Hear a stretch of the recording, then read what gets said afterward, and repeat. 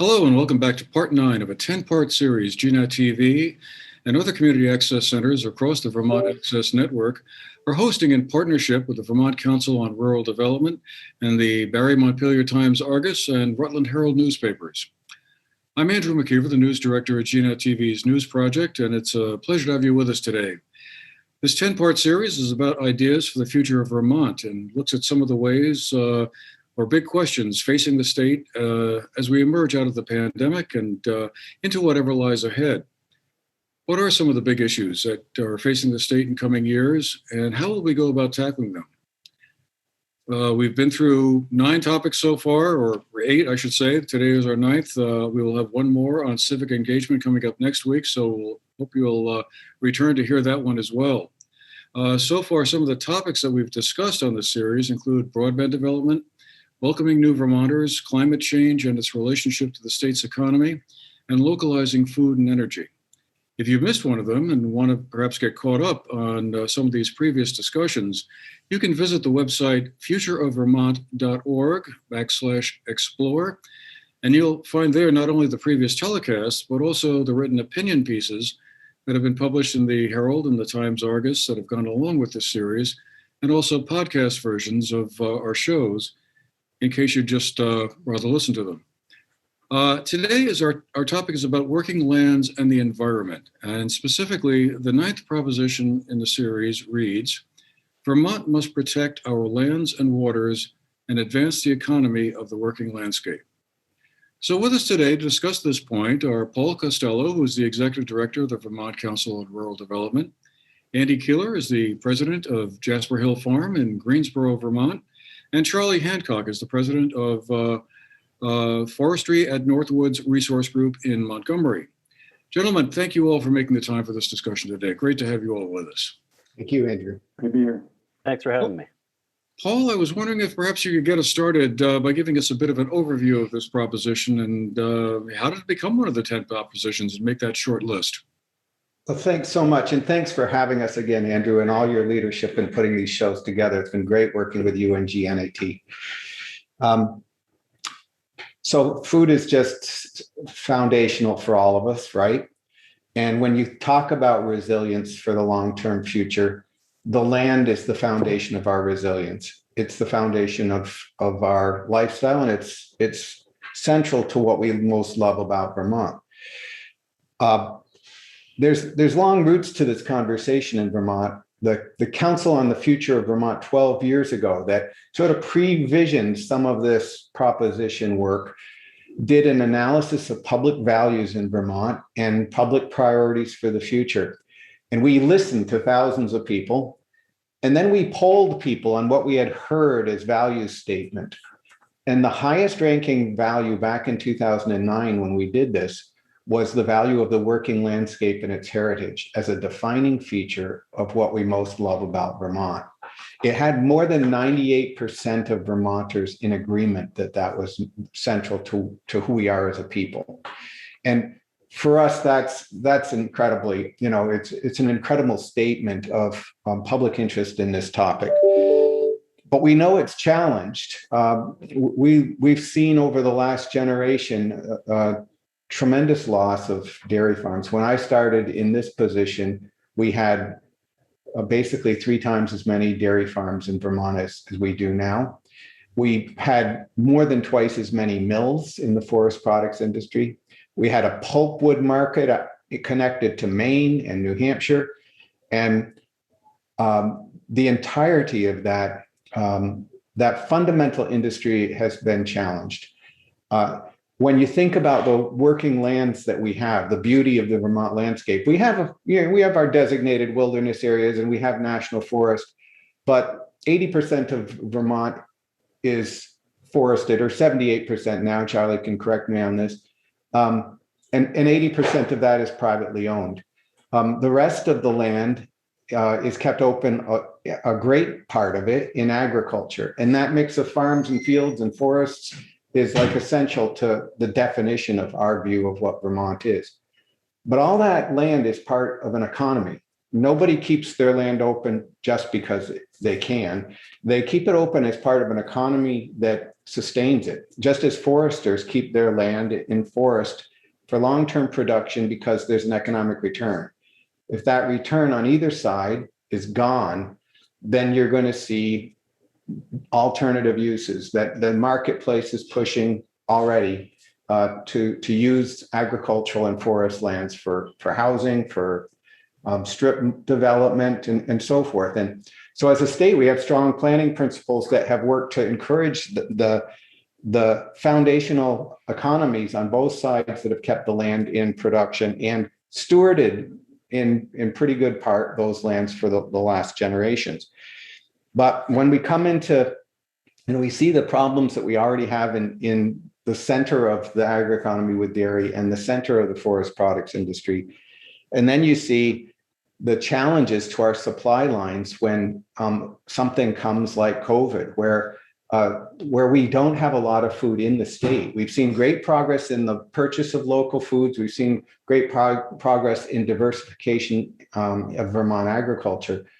But we're still see empty store shelves after a week of pandemic. You know, the toilet paper's gone, but pretty soon the meat's looking pretty scarce too. And having a resilient food system that provides for our well-being in tough times is crucial. We're in a national setting with climate change coming, where we need to be sequestering carbon, drawing it down out of the atmosphere. Our forests are the best way to do that.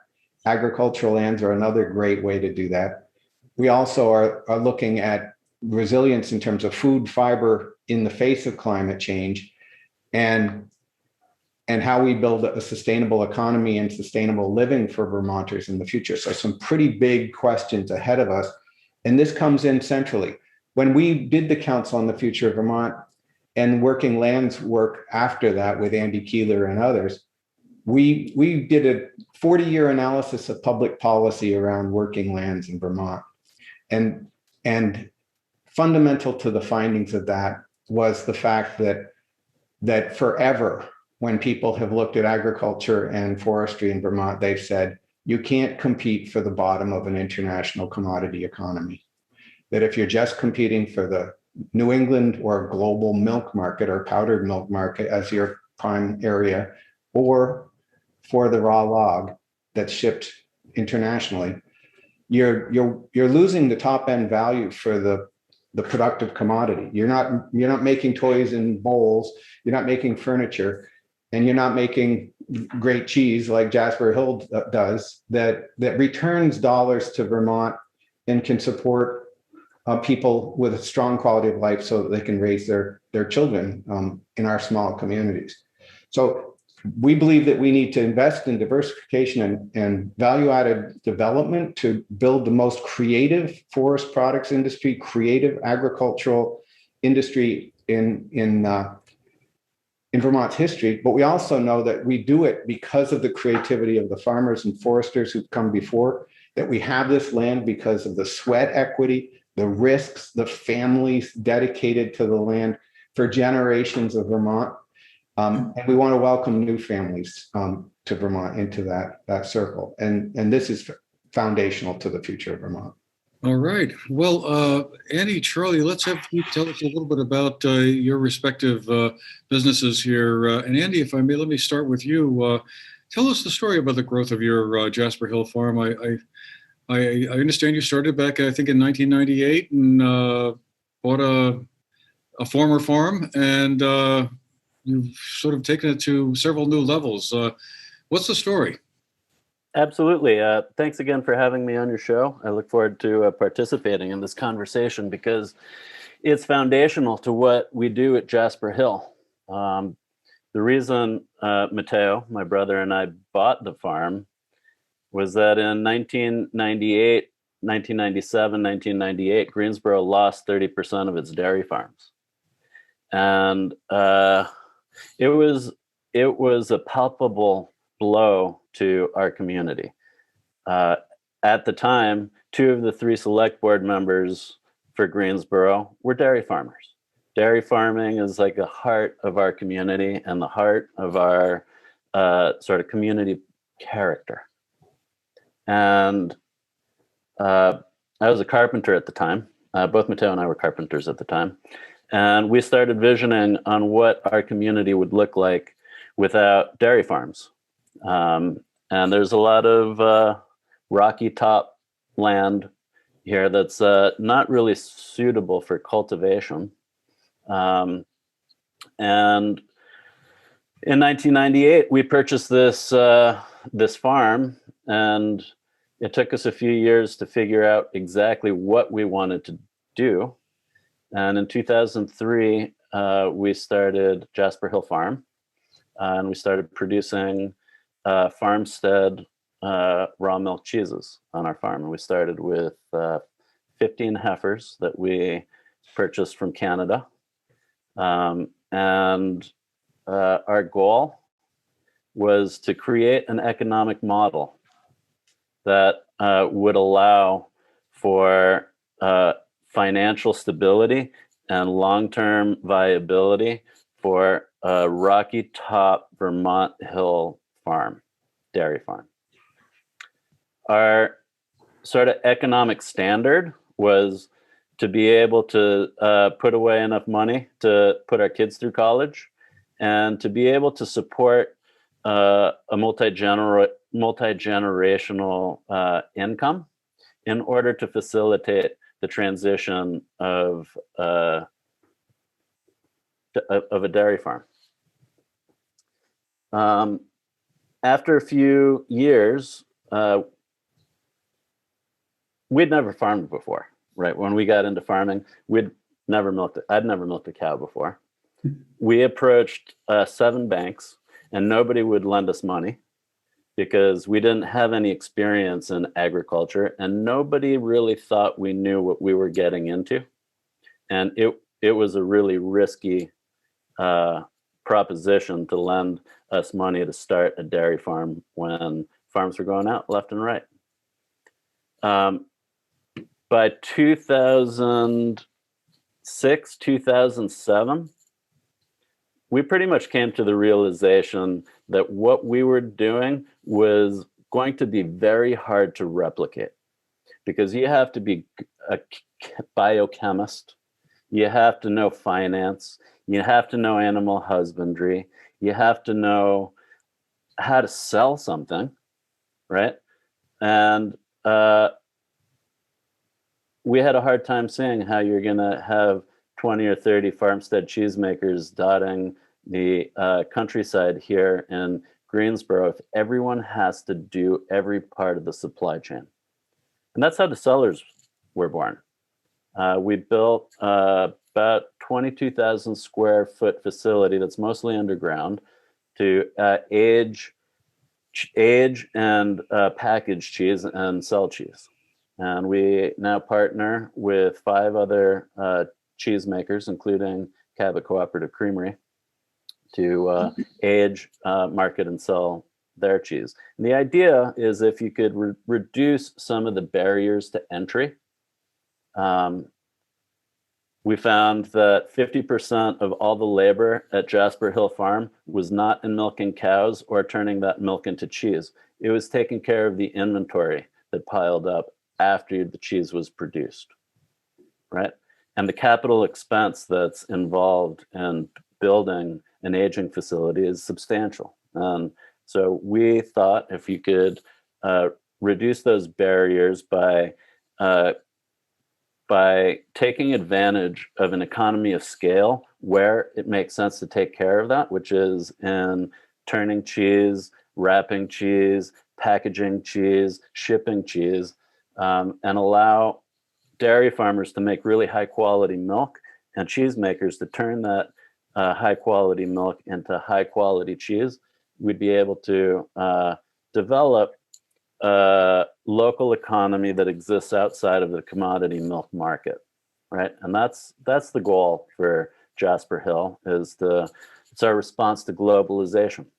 How can you operate a dairy farm outside of the commodity milk markets? And that's what we're up to. We are just getting to kind of Jasper Hill 2.0. We're in the middle of a fairly sizable expansion of our creamery here and working on building a new aging facility as well down in Hardwick. So. Wow, amazing. My hat goes off to you. That is like so far beyond anything I would have been capable of doing. Well, Charlie, let's turn to you. How did you get into forestry consulting at the Northwoods Resource Group? I'm envious there too, since you get to play in the woods every day. Yeah, It's unfair. yeah, I can bring my dog to work every day too, which is great for him. Yeah, thanks for the opportunity and thanks for having us today. So I went to school for environmental studies at UVM, and I got there, and after one semester, I realized that I could spend the next 4 years out in the woods and come out with a degree that I could apply to something, and that just captured my imagination. And I had the opportunity, after working in the Adirondacks for a larger timber investment company, to come back to Vermont and practice forestry on the Vermont scale.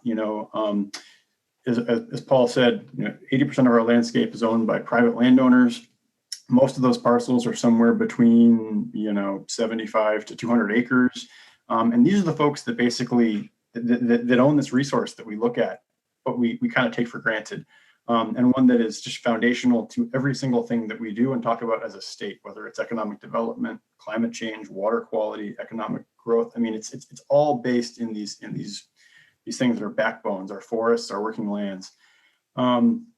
And so in my day job, I work with private landowners and nonprofits across the northern tier of the state. At one level, just kind of helping them figure out, it's kind of clinical to say, what are your objectives? Typically, we frame it more as, what do you love about this place? What spins your wheels? What are your hopes and dreams? And from that, we kind of tease out, what can we do to help you manage your land to meet those goals, whether they're around timber investment or wildlife habitat or getting into areas of carbon sequestration now.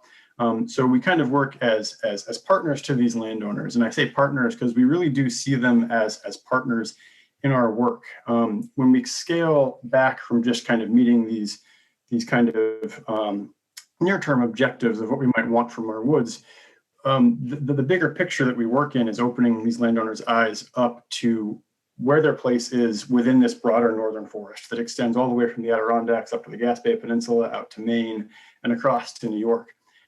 This is the largest temperate broadleaf forest left anywhere in the world. From an ecological perspective, it's incredibly important. From an economic perspective, it's incredibly important. And they, as landowners, as small as they might be, are the critical linchpins to this whole endeavor. And so getting them to understand kind of where they sit within this broader context, both in an ecological sense, but also in an economic sense, it helps recruit them as partners in this work and as advocates for what we're doing. And it also, to some degree, helps reestablish some of the connections that we're losing. As Paul said, we're losing sawmills and dairy farms at a pace which is crazy to think about. I was talking with someone this morning, and we were just walking through the woods, ticking off the mills that are no longer here. And these aren't mills that were here 50 years ago. These were mills that were here 3 years ago, 5 years ago, 10 years ago. And we were figuring out that we were averaging about 1.5 sawmills per year over the last decade that disappeared. And when that happens, we lose a connection to the land, not just in the landowners, but in the communities that we work in. A mile up the road from where I'm sitting, there used to be a bobbin mill that employed close to 400 people and sent bobbins all across New England. If you go the other direction, 2 miles, there used to be a mill that made boxes. And if you had bought a Victrola record player anywhere in the world back around the beginning part of the last century, it would have come in a box that was stamped Atlas Plywood Company, Montgomery, Vermont. And there was a gentleman in town who passed away about 3 years ago who was the last person I knew who remembered the mill. He used to tell stories of going as a kid to hang out with the mill workers at lunchtime. And it was just great. That was our heritage in these places, and we're losing it, and when we lose that connection, we lose that commitment and that lens that we see all of this work through. So, I think a big part of what I do is working with landowners to meet their objectives, both from an ecological perspective as well as an economic one. Ensuring that these lands, both our farms and our forests, are economically viable is a big step of keeping them as those working lands and not seeing them fall to subdivision development. For the first time since the great rebound of reforestation in Vermont, we're losing forests for the first time, starting within the last decade or so. That's happening on our watch, and it's something that we need to address. And so economic viability is a huge part of it. There's other tools there, but keeping our working lands economically viable for the organizations and people that are working them is what's going to keep them as those working lands with that whole myriad of values that they provide. So, our work, we see it being at the granular scale of the acre and at the macro scale of where we sit in this entire northern forest and everything that it means to us and, the place we call home. Mhm. I want to ask you both what you see as the major challenges you see going forward around protecting lands and sort of reversing the trends you both have talked about here with agriculture and forestry and forest services. But Charlie, I want to ask you if you could build on the point you were just making there, because again, I was online earlier and ran across a comment you'd made on a website. Let's see, Strategic Initiatives. You said the biggest problem you saw was fragmentation, that smaller and smaller parcels with multiple owners make it harder to manage the forest. And I wonder if you could talk a little bit about that as to how you see that either being stabilized or fixed or reversed, whatever the right solution may be, in your opinion, in order to make sure that forest lands are protected and taken care of. Yeah. So just I guess first, as far as fragmentation, what are we talking about? Fragmentation is the general idea that we have large blocks of contiguous forest land in the state. Some of our largest ones are upwards of 90,000 acres. And these blocks are critical to all of the functions that we care about, whether it's the economic value of production or the values for water quality, wildlife habitat, carbon sequestration, all the things we think about as being important. And fragmentation is what occurs essentially when you have those blocks broken up by things like development, roads, land conversion, having forests change from being forests.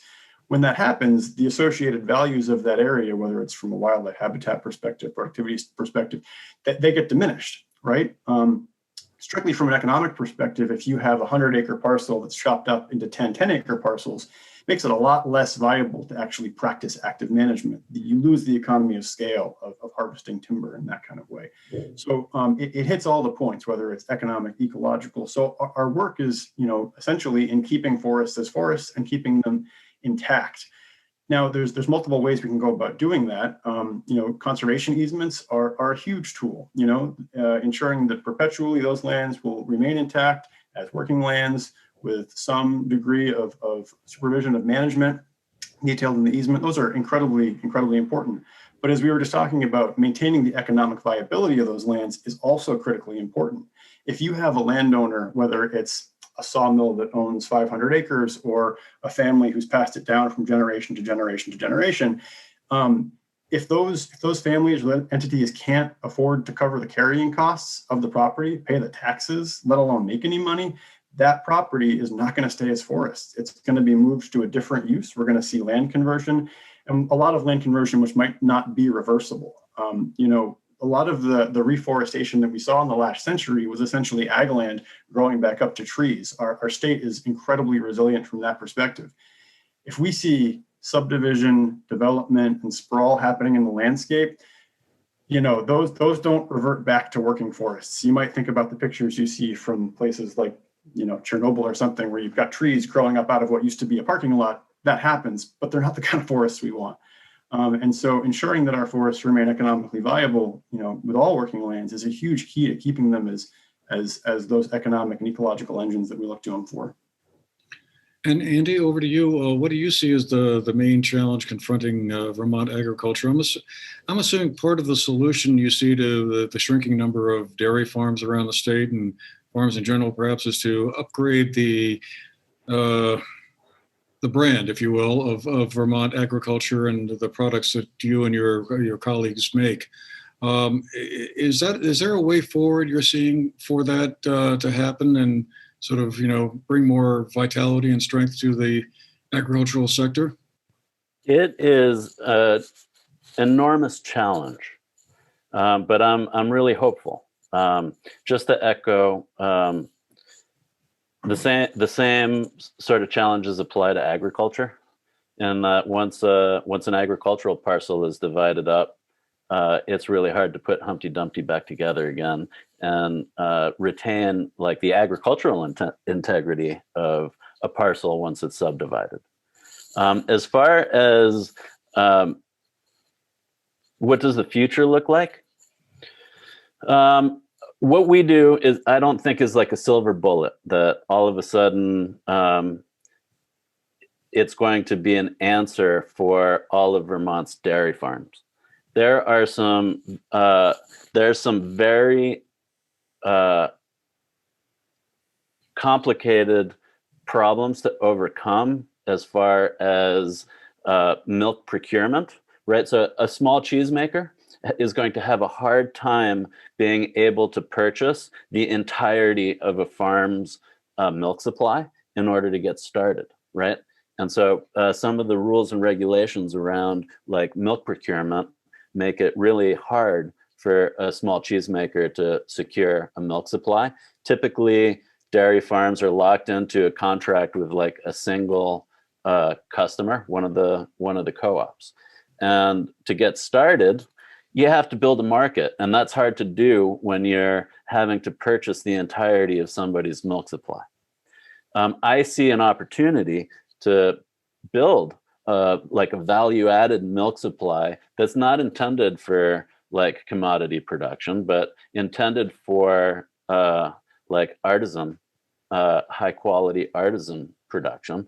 But there's some like systematic, structural problems that need to be addressed in order to be able to achieve some of these ideas.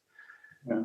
Ultimately, what I'm most hopeful about is that I think that as a society, we're headed to the place where people are willing to pay for what it costs to produce some of these products.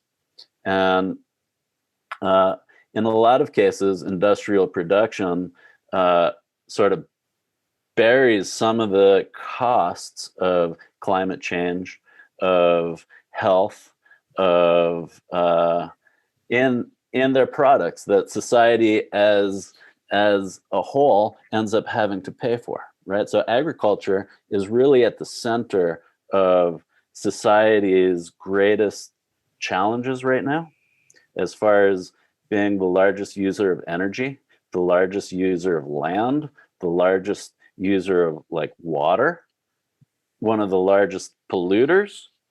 There's some real challenges to overcome. And the hopeful part of it is that agriculture can be part of the solution to these problems. And looking forward to some of the biggest challenges that we as a society are going to face are long-term medical problems like diabetes.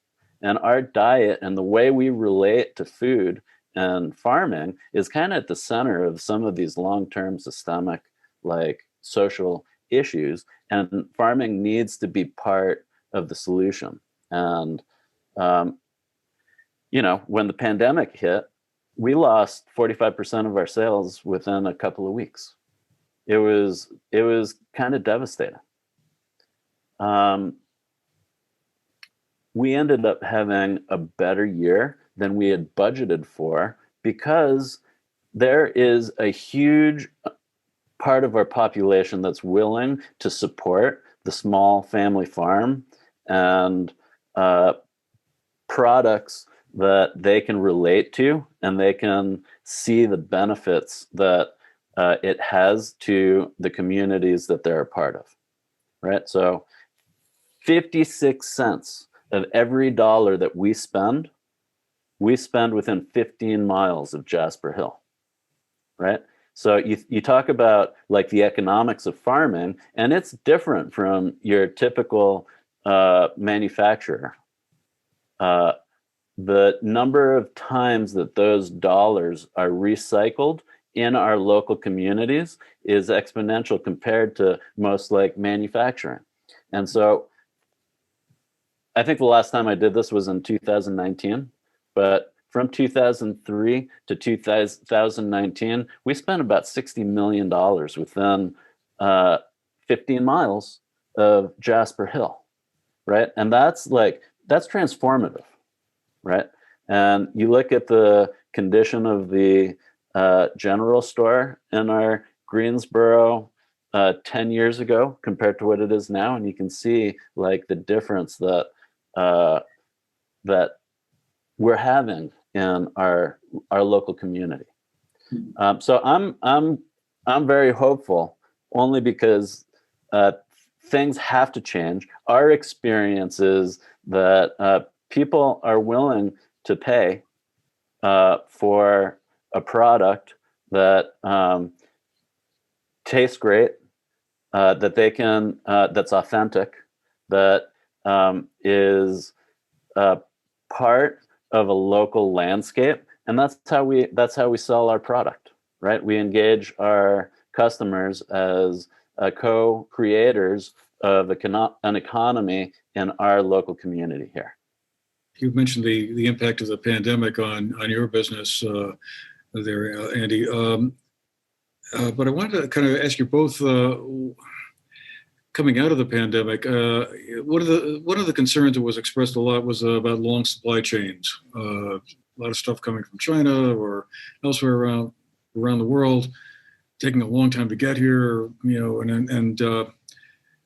and it would be really good to see more of those sorts of things manufactured or created here more locally, or certainly within the United States. Do you think those concerns about long supply chains will be possible to kind of leverage that into sort of boosting state support for farming and forestry in order to kind of, help, folks like you out and, kind of just sort of improve the situation so that we don't get stuck in that kind of situation again, should there be another crisis like a pandemic or worse?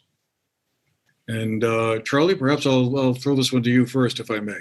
Yeah, thanks. I think re-envisioning the supply chain is going to be critical to figure out kind of how do we catalyze the opportunities that we have here in the state to focus growth in the places we want it, and essentially keep the money local. As Paul alluded to, we work in these markets which are essentially global commodity markets, right? Half the timber I cut here goes across the international border to Canada. Things get shipped to China. So when we don't have control over our price, we don't have control over our future. And so a big part of controlling your price is having a handle on the supply chain and how we can kind of find those bottlenecks, find those pinch points, and tweak them in a way that essentially strengthens that local Vermont-based, or in some cases regional-based economy, right? I think of the wood products economy, ag's the same way to some degree. It's not just Vermont, it's Vermont, New Hampshire, Massachusetts. So I think thinking kind of locally, regionally, and how we context that is important. But I think the main kind of thing, at least to me, when we think about the supply chain, is what is the role of public policy here and public investment? A lot of the things that we would need to change about our supply chains are not things that I can change or Andy can change, at least not easily. These are things where public investments are going to be not just critical, but like it won't happen without them. And there's an entity that was established that came out of the work that Paul referenced, the Future of Vermont kind of work back in 2010, 11. An entity that came out of that was the Working Lands Enterprise Initiative, Working Lands Enterprise Fund, which is administered by a board, which I sit on. And one of our big pieces of work is looking at supply chains and figuring out where are the bottlenecks, where are the pinch points, where are things where states, public entities can direct resources to catalyze growth that will not just support the sawmills or help boost cheese production, but that are going to make our rural communities whole. And I just want to hammer that home that it's not just about these sectors, it's about rural communities, rural economic development, rural livelihoods that we're really talking about here, because it's all connected back to it. And so, the Working Lands Enterprise Initiative since 2012, it's distributed close to $7 or $8 million in grants and funds to enterprises that work in the ag and forest space. But in doing so, it's leveraged an additional $12 million in investment in areas to really catalyze this growth. And that's where only entities like the state has the capacity to do that.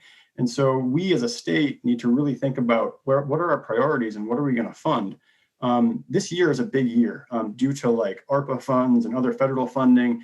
We're looking at like 5.5 million in funding for working lands through this entity. That is an amazing opportunity that we have. Typically, we're looking at maybe $1 million to 1.5.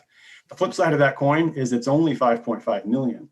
And we could spend 10 times that amount of money and still not get to where we need to be. And so I think as a state, we need to really think about where are we investing public dollars? How are we catalyzing those dollars to leverage additional investments? And then how do we basically build the foundation of these rural economies back in a way where we're not sitting here in 10 years talking about demographic changes and rural community drains. We're talking about rural communities' growth, opportunity, and people wanting to live here. So I'll shut up there. Andrew, I just throw in on this that the Working Lands Enterprise Program came from some work that Andrew Kehler and others put together over the course of 2012 to 14 or so, and then Act 142 that framed the whole initiative that basically we all wrote as a team. But one of the cool things is the way that it has benefited like the orchards in Addison County and meat producers all around the state by making really strategic investments in Champlain orchards, which aggregates apples now and helps other farmers be successful.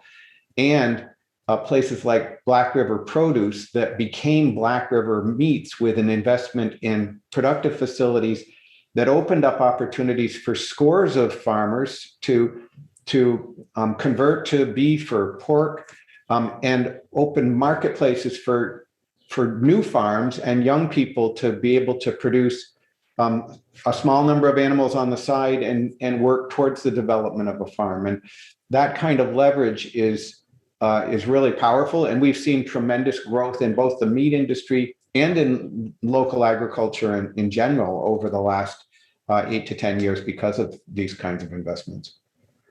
And the rate of return, I can't drive this home enough. And I wish I had this metric in front of me, but like the return for every dollar invested in a dollar of economic growth or job creation and job retention. I mean, I think well over 1,000 jobs that have been created can be attributed to this individual program. That's not just jobs that have been retained, it's jobs that were created. So the multiplier effect that we're seeing from this is just amazing. I'd say the other side of this is we live in a capitalist society, right? And you'd think a free market economy, but ultimately policy decisions direct capital. And as a society, we need to make decisions around how we want to incentivize that direction of capital. And we like to say that who we're competing against isn't our colleagues here in the United States. It's we're competing against industrial production coming from Europe. And they have different policy decisions.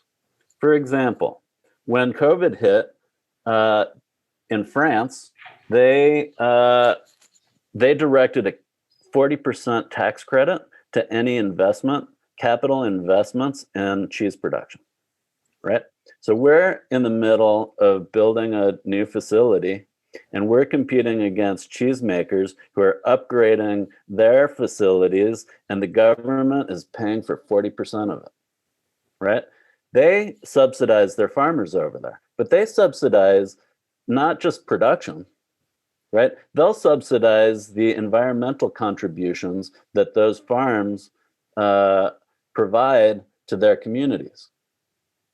So as a society, we have the opportunity here to rethink what our priorities are and develop policy to direct capital into the areas that we find high priorities. And I would argue that the working lands, 98% of Vermonters agree that it's really important.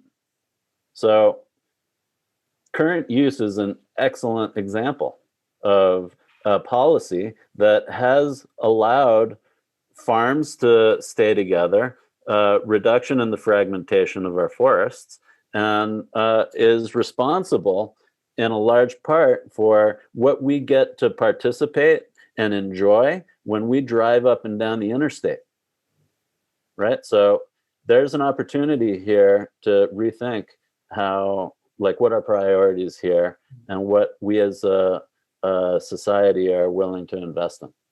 Do you see the legislature being responsive to that, or sort of getting it when you lay that out for them there?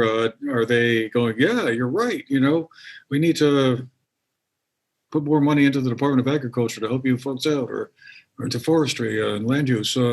Is it that, or is it a tax credit, right? Is it a tax credit that maybe you don't have to fund the Agency of Agriculture for, but that somebody who has plenty of money is going to be willing to invest in a certain segment of our economy? Yeah. So I don't have all the answers. It's complicated. And,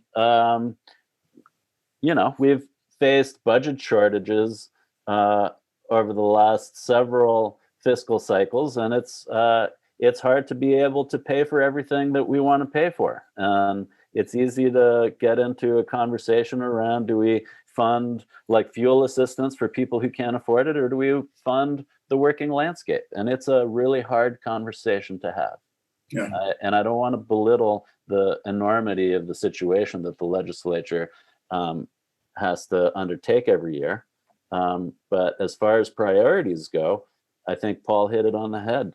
It's the thing that resonates the most when people are asked. Yeah, and it's going to take ingenuity, right? And we've seen this work in the past. I mean, you look at the Vermont Housing and Conservation Board. That's something that when you talk to folks elsewhere in the country about it, they look at you like, you did what? How does that work?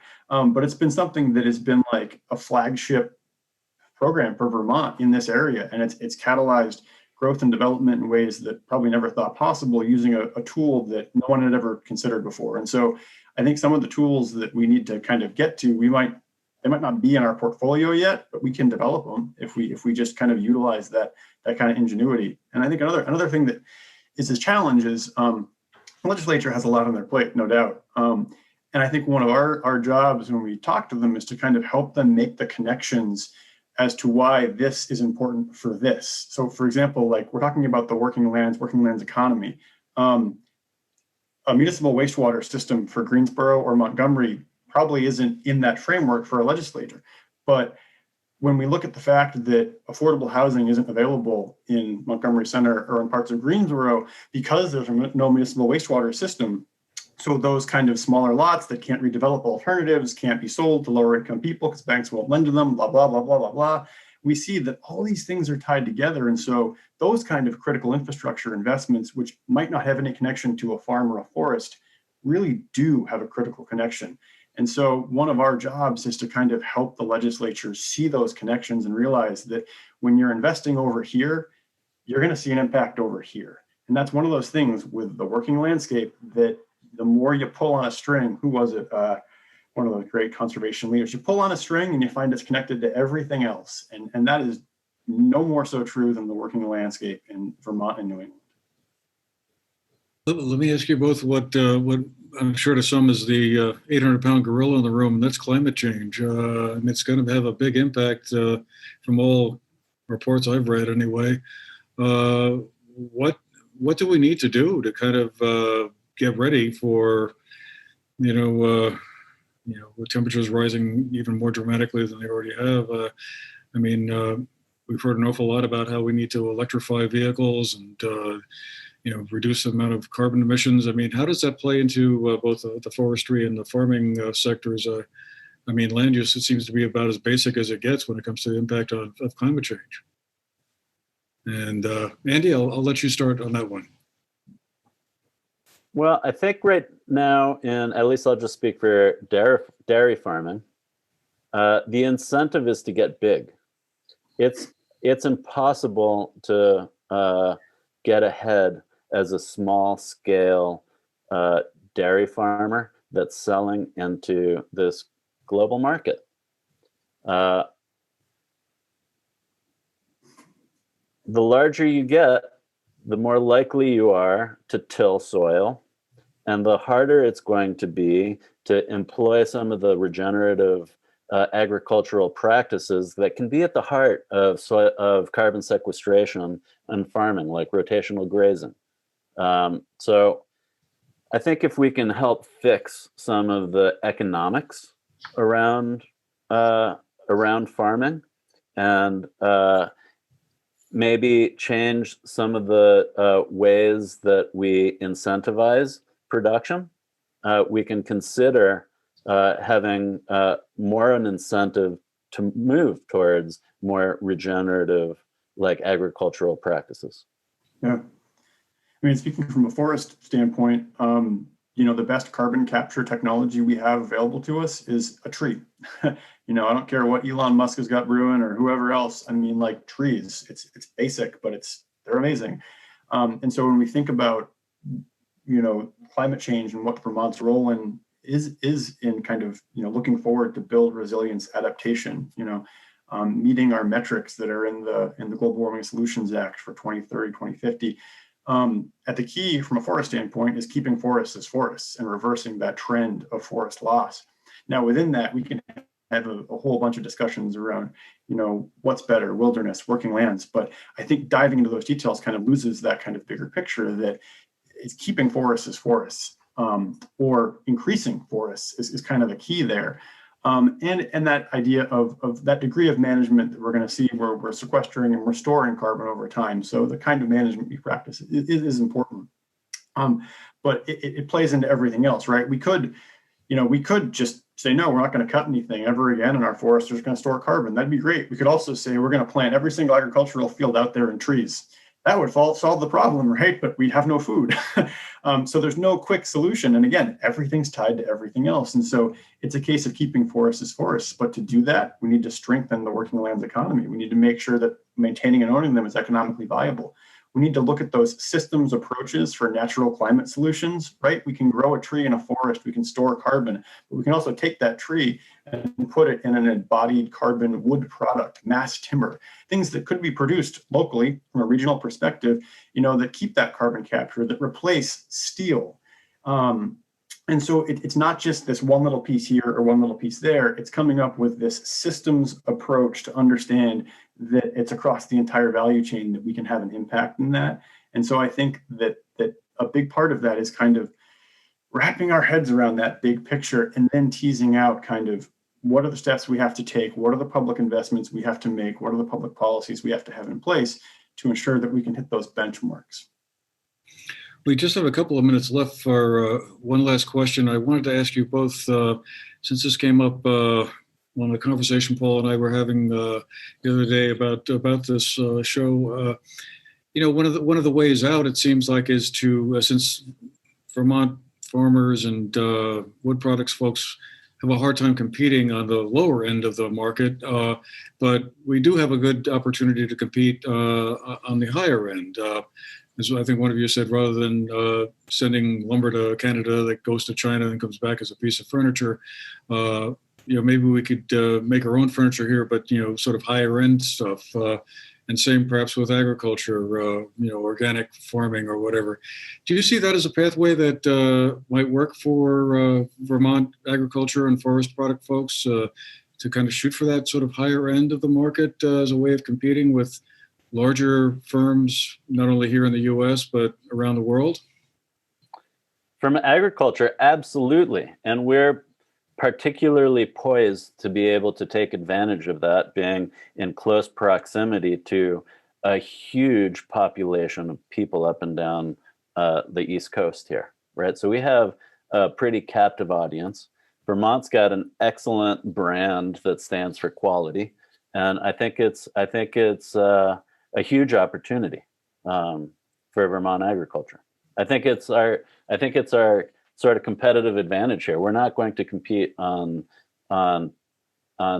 price in this state. Yeah, I think in the wood products sector, it's kind of a case of yes and, right? So we grow some of the highest quality hardwood timber anywhere in the world. The sugar maple, the birch. These are things that are prized, right, for cabinets, flooring, all kinds of things, bowl. I mean, So yeah, we have a place where we can position ourselves in that kind of higher end market and really take advantage of it. But we also grow a lot of not so great wood that has to have a home, right? So I think for the wood product sector, it's both. It's capturing that high end market, leveraging our opportunities there, but also thinking about energy. How can we use biomass in a way where, if used in an efficient generation facility, efficiency is key, in a way that might catalyze district heating opportunities? Can we create, markets for those kinds of things that are not just local, in that we're kind of keeping it local and the money is staying local, but we're also kind of hitting our other objectives around, for example, climate change, moving off of fossil fuels. So from a wood products perspective, I think it's a yes and. The price of lumber right now is a good example. We're not seeing that same price increase on the stump. We're just not. The six-fold increase in a board, if I went to sticks and stuff, I'm not seeing that when I put a load of logs together and ship it to a mill. A lot of our mills haven't been able to take advantage of that increased demand, because a mill can't just say, we're going to increase capacity by 100%. They don't have the ability. They don't have the infrastructure to do that. So if we can increase our sawmill capacity to take advantage of those opportunities like we're seeing right now, oh my God, I can't think of what that would do to our local wood products economy. But we can't. So people are buying that material when it's trucked in from, you name that other place.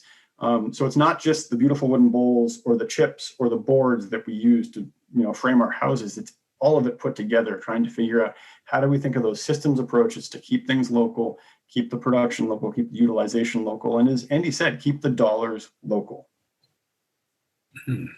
Well, you answered a question I was going to ask about, the lumber prices are going through the roof. It must be great for all these sawmills and forestry product people, because I just went out to buy some lumber for a little garden project a while ago, and I was like, my jaw dropped when they told me what my 2x4s are going to cost me. And I was like, what?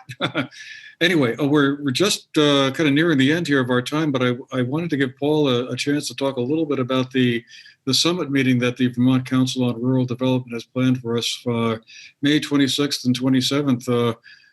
It's going to be a virtual session, Paul, but what's going to be going on? Well, at this point, there's over 500 people coming. And we expect another 100 or 200 to add in the next week. There's over 100 presenters and facilitators and moderators engaged, including leaders like Charlie and Andy. It's going to be an exciting review of the same propositions we've been talking about on the show. We'll have expert panels, leaders from the legislature, leaders from businesses, nonprofit leaders, sharing perspective on the different propositions on the table on the first day, going one by one through these propositions. And then the second half of the day, this is the 26th of May, next week, there will be deep discussions of those with a group of farmers talking about the working lands proposition, or a group of people of color who've moved to Vermont in the last 5 years talking about what it's like to be in Vermont, and thinking about the propositions as a whole and how they add up and how they could be useful to Vermont. And then the second day, on the 27th, everyone who comes and participates in the summit is going to think together about, what do we do to move different elements of these propositions forward? What's most important in these ideas? What are the levers for change? And how do we line up to move them forward? So we call it a summit because it's going to have a major product, which is a partnership and a sense of direction in terms of moving some of these pieces of work forward, sometimes with further convenings to bring organizations and businesses together to drive things home. In other places, it may be nonpartisan, aspirational, positive advocacy to the governor, legislators, and others, but organized and with the consistent push behind it. So we're very excited about the day, and really appreciate this show and all the other shows that you've led, Andrew, to help get people thinking about the broad issues that we're facing, and think about, at this particular time in our history, moving forward together as Vermonters to look at solutions. And is the registration for the conference still open, or have you capped out at 500 or so participants? No, it's online. We're geared up. We have extra facilitators in the wings, and we're wide open to all of our Vermonters. To register, all you have to do is go to www.futureofvermont.org, and it's all right there in front of you. And again, I think all sorts of Vermonters from all parts of the state will be engaged in these sessions, and it should be a fascinating discussion of the big picture of the future and how we can line up together, especially after COVID, and especially after all the political division we've faced. You know, what can bring us together, and how do we line up for action? Mm-hmm. All right. Well, it sounds interesting, and I am registered, so I'll see you there for sure. Good. Well, we're going to have to leave it there for today, folks. But I wanted to thank all of our panelists today: Andy Kehler of the Jasper Hill Farm in Greensboro, Charlie Hancock of the Northwoods Forestry in Montgomery, and of course Paul Costello, the Executive Director of the Vermont Council on Rural Development, who's the reason we're all here in the first place. So that's been kudos to you, Paul. Great job on this. And I want to thank all of you for being with us today. Hope you found the program interesting, and hopefully we'll see you again next week when we'll be taking up the final proposition in this 10-part series. That reads that together, Vermonters must renew civic engagement and strengthen trust, civility, and democratic decision-making, and empower young Vermonters. So that should be an interesting subject. Lots to talk about there, no doubt about it. So we'll be bringing that one to you next week. And again, definitely, I think it's going to be worth tuning in for. So again, thanks to all of our panelists. Thank you for being with us, and we'll see you again the next time.